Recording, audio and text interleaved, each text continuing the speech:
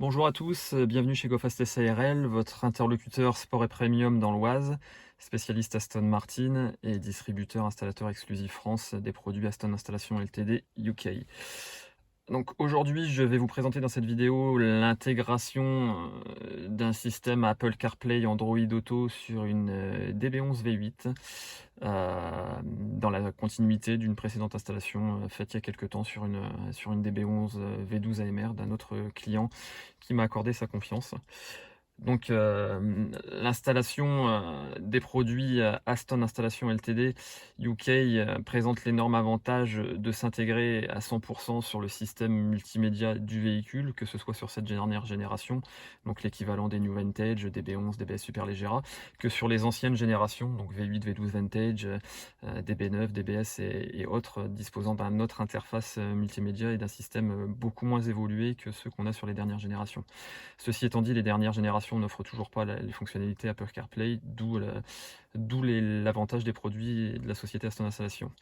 Donc, comme je l'ai précisé, et vous le verrez sur leur site ou sur mon site internet, je suis leur distributeur installateur pour le territoire français.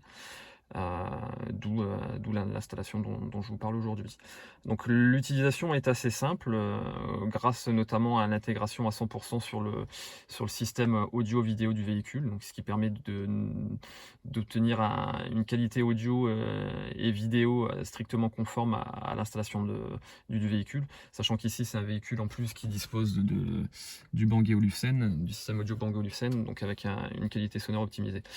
Donc l'accès aux fonctionnalités du CarPlay, donc c'est très simple, on utilise les touches d'origine du véhicule, on appuie quelques secondes sur la touche Return et on arrive sur la page d'invite du CarPlay. À partir de là, la navigation dans les différents menus est tout aussi simple que l'accès au CarPlay, puisqu'il se fait via la molette du drive du véhicule. Donc voilà, en fait, on rentre, on choisit les menus que l'on souhaite. On récupère les fonctionnalités Siri grâce au micro de l'installation d'origine du véhicule. On récupère également les commandes au volant du véhicule pour décrocher, raccrocher, niveau et volume sonore. Donc tout est strictement fidèle à l'expérience multimédia d'origine du véhicule s'agissant de l'utilisation de commandes. On revient en arrière. Si vous voulez retourner sur le menu de base du module CarPlay, vous sélectionnez Home et là on retrouve l'interface du module par lui-même. Donc avec différentes fonctionnalités, je ne vais volontairement pas rentrer dans les détails sur cette vidéo, mais voilà, sachez que l'interface utilisateur sur le boîtier par lui-même, en dehors de l'aspect multimédia, permet pas mal de fonctionnalités et pas mal de réglages. Le système est compatible Android Auto également. Donc petite précision pour la partie CarPlay, en fait, le système offre deux possibilités de raccordement différentes, soit en wireless, donc via le Wi-Fi et le Bluetooth, soit en filaire, c'est-à-dire que vous branchez votre téléphone sur la prise USB qui est rajoutée dans l'installation du kit CarPlay et qui est exclusivement dédiée au raccordement de votre téléphone. Par contre, pour la partie Android Auto, ça ne se fait qu'en filaire, c'est-à-dire vous raccordez votre téléphone via le fil de charge sur la prise USB dont je vous parlais. Donc la prise USB, en fait, elle est située dans la coudoir centrale au niveau du Media Rack.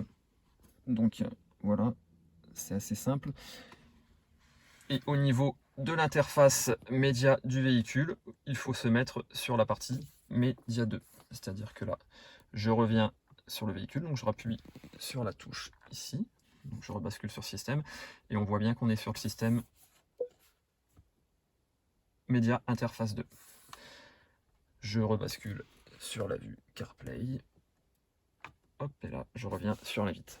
Donc là, je vais déconnecter mon iPhone et je vais connecter un téléphone Android Auto. Donc en l'espèce, il s'agit ici d'un téléphone Samsung. Donc je branche le téléphone sur la prise USB. Hop, et là. Voilà qui fait.